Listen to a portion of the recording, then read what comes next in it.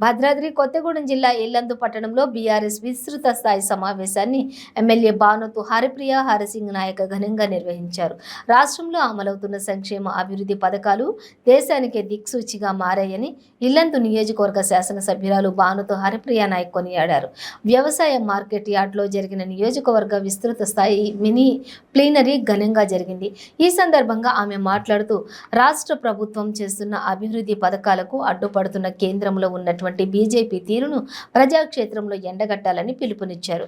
రైతులకు పెద్దపీట వేస్తూ రైతే రాజు రాజ్యాంగంగా ముఖ్యమంత్రి కేసీఆర్ ముందుకెళ్తుంటే దేశంలో రైతు వ్యతిరేక చట్టాలను తీసుకొచ్చి 750 మంది రైతుల చావుకు బీజేపీ కారణమైందన్నారు.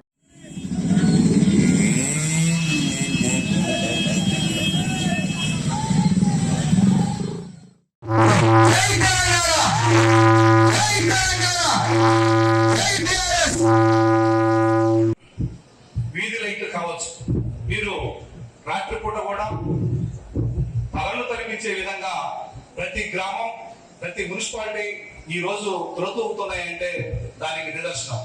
ఈ రోజున భారతదేశ స్థాయిలో ఇప్పుడే సత్యనారాయణ గారు చెప్పారు, మొన్న రీసెంట్ గా వారం క్రితం 13 జాతీయ అవార్డులు మన యొక్క తెలంగాణ రాష్ట్ర ప్రభుత్వం గెలుచుకోవటమే మన యొక్క పనితనానికి నిదర్శనం తెలియజేస్తా ఉన్నాను.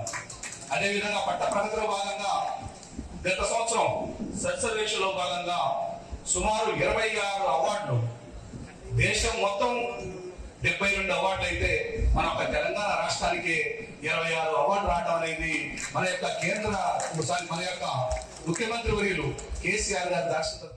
రైతు కుటుంబాన్ని ఆదుకుంటూ ఈ రోజు రైతన్నని అందరికంటే భిన్నంగా నిలబెట్టేటటువంటి ప్రయత్నం కేసీఆర్ గారు చేసి చూపించారు.